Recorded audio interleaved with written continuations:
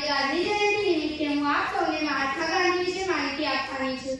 મહાત્મા ગાંધીજીનો જન્મ 2 ઓક્ટોબર 1869ના રોજ ગુજરાતના પોરબંદરમાં થયો હતો.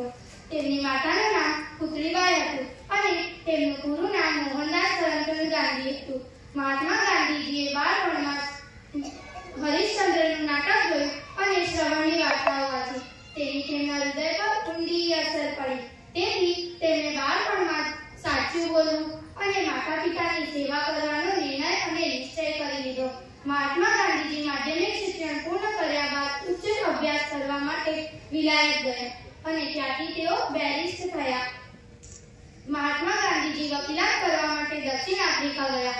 ત્યાં ગોરાઓ દ્વારા હિન્દીઓ પર થતો અન્યાય તેમની નજરે જોયો અને તેમણે પોતે પણ ત્યાં ચાલતા આ રંગભેદનો કડવો અનુભવ સહન કરવો પડ્યો. મહાત્મા ગાંધીજીએ આ અન્યાયને રોકવા માટે અહિંસક લડત ઉપાડી અને તેમને તેમાં પણ સફળતા મળી. મહાત્મા ગાંધીજી તે પછી ભારત પાછા આવ્યા. ત્યારે તે સમયે ભારતમાં અંગ્રેજોનું શાસન હતું. ભારતને અંગ્રેજોની ગુલામીમાંથી મુક્ત કરાવવા માટે મહાત્મા ગાંધીજીએ અનેક આંદોલનો કર્યા અને તેમાં દેશની જનતા અને દેશ નેતાઓએ તેમને તન, મન અને ધનથી સાથ આપ્યો હતો.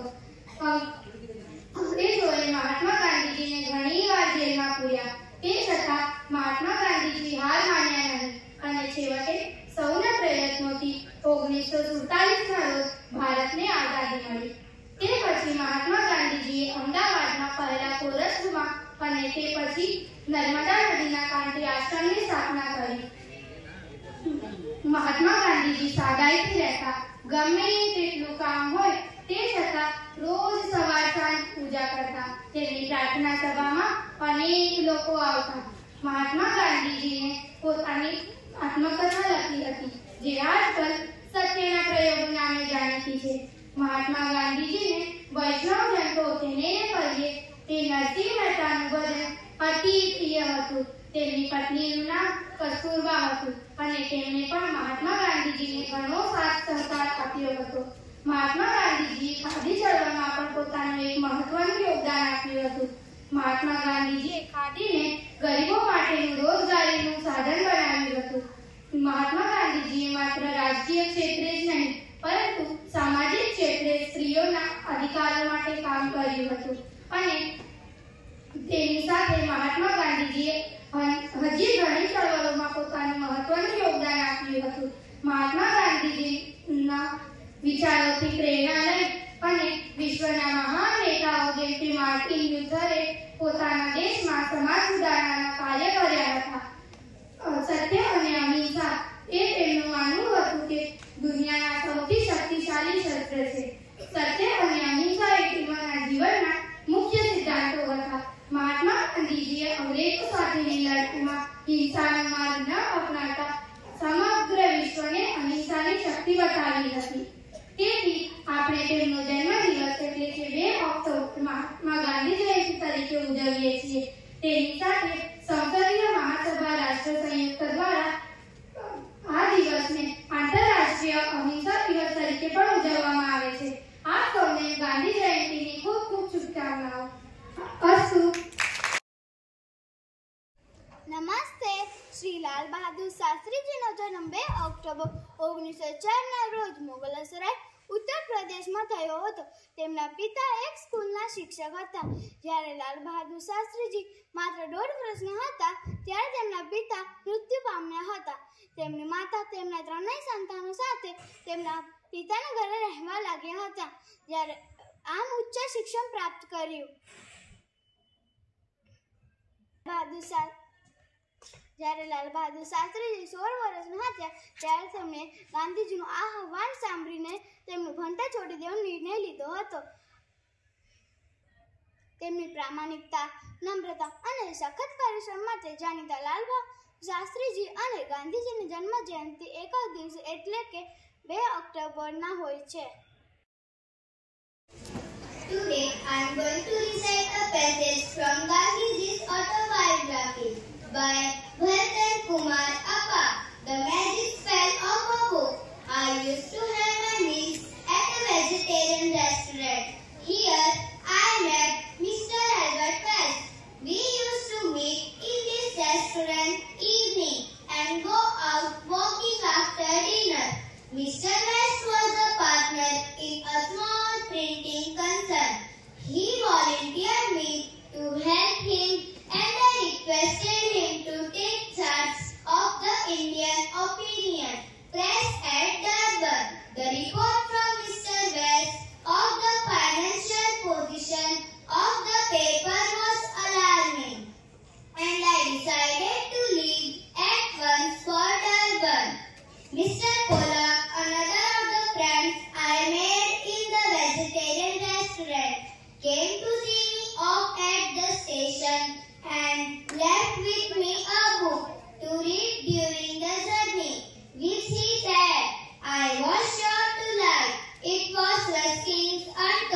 this class.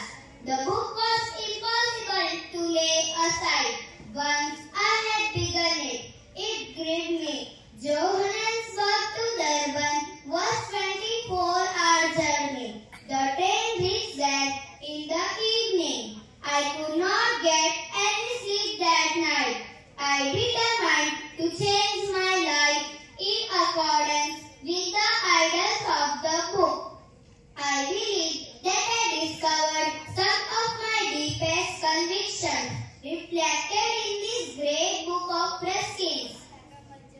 The teachings of unto this last I understood to be that the good of the individual is contained in the good of all.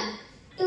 That a lawyer's work has the same value as a barber's, inasmuch as all have the same right of earning their own livelihood. 3. That a labor, i.e., that is a life of the tiller, of the soil, and handicraftsman, is the life of work living. The first of these I knew. The second I had deeply realized.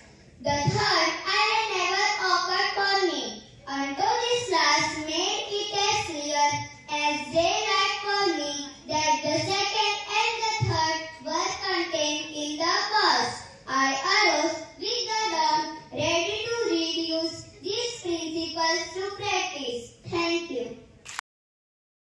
Gandhi Jayanti નિમિત્તે અમે એક ગઝલ પ્રસ્તુત કરીશું. ગઝલનું શીર્ષક છે સત્યને સેવો પડે તો રંગભેદ.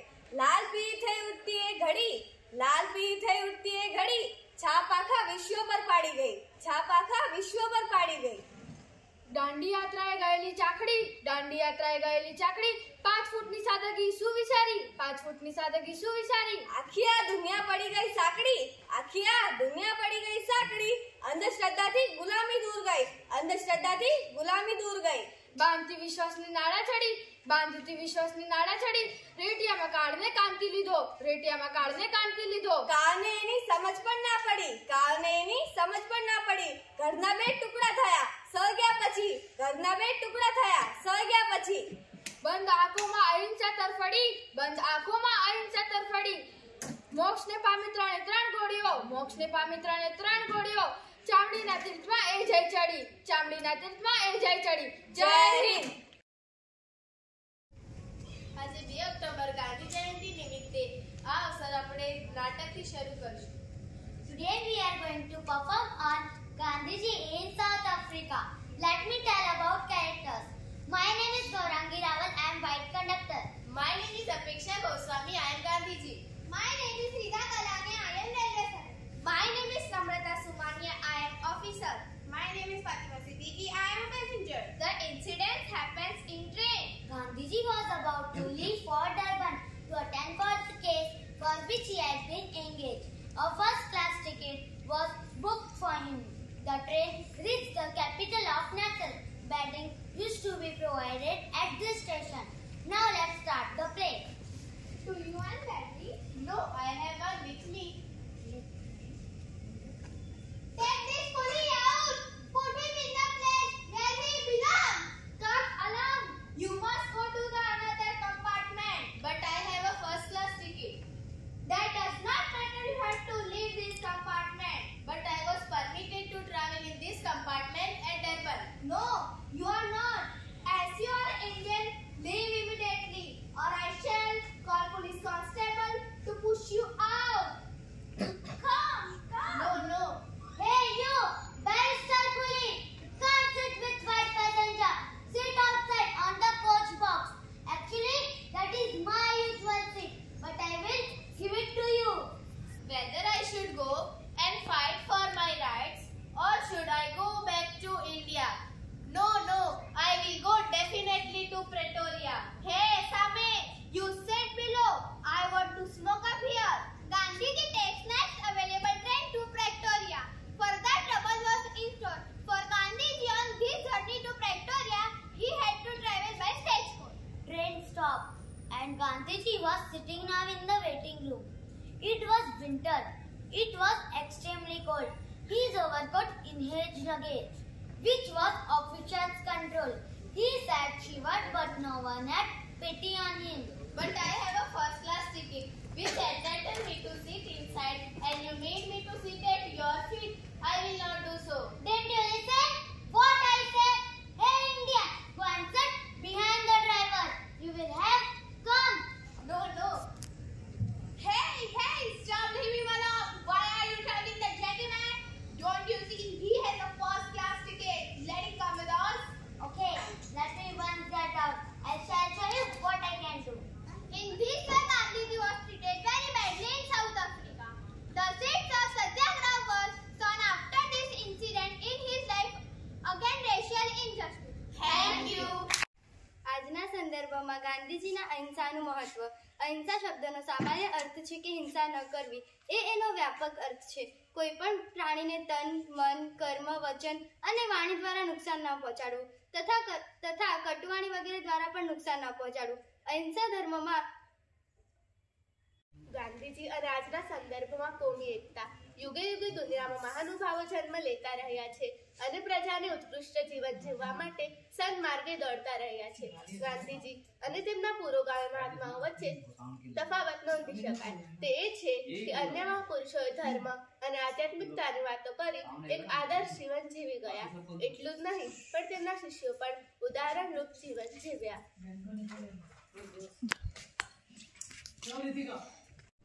ગાંધીજી દ્વારા સમજાયેલું ધ્યાન અને પ્રાર્થનાનું મહત્વ. ધરા તારી ગગન તારું, સ્વીકારતું નમન મારું. પ્રાર્થના મારી, કૃપા તારી, સ્વીકારતું નમન મારું. છે વધેને અદ્રશ્ય પણ, રહસ્ય તારું ગહન કેવું. વર્તમાન સમયમાં વિશ્વના નકશામાં કે વિશ્વની સિદ્ધિઓમાં ભારત દેશનો ક્રમ હંમેશા અવ્વલ રહ્યો છે. આજે વિશ્વએ નતમસ્તક થઈને સ્વીકાર્યું છે કે ભારત એ પ્રગતિશીલ રાષ્ટ્ર છે. આજના યુવાનો પર ગાંધીજીના સિદ્ધાંતોની અસર. મહાત્મા ગાંધીજીના નામે પ્રખ્યાત મોહનદાસ કરમચંદ ગાંધીજી ભારતીય સ્વતંત્રતા આંદોલનના એક પ્રમુખ રાજનેતા હતા.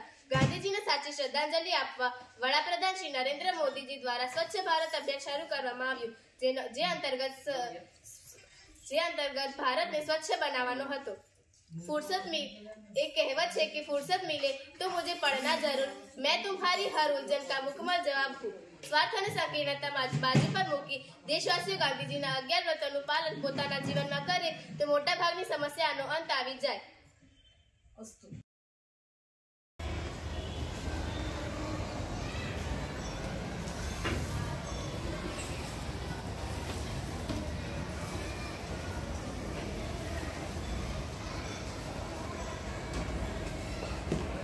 स्वच्छ भारत स्वस्थ भारत, स्वच्छ भारत स्वस्थ भारत, हम सबकी ये मिसाल, हम सबकी ये मिसाल. स्वच्छता है भारत की पहचान, स्वच्छता है भारत की पहचान.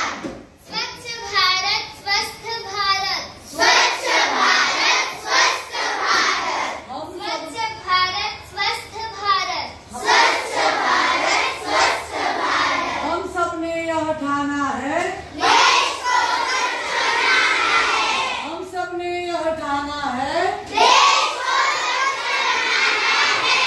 स्वच्छता ही सेवा अभियान हमें चलाना है. स्वच्छता ही सेवा अभियान हमें चलाना है. बोलो.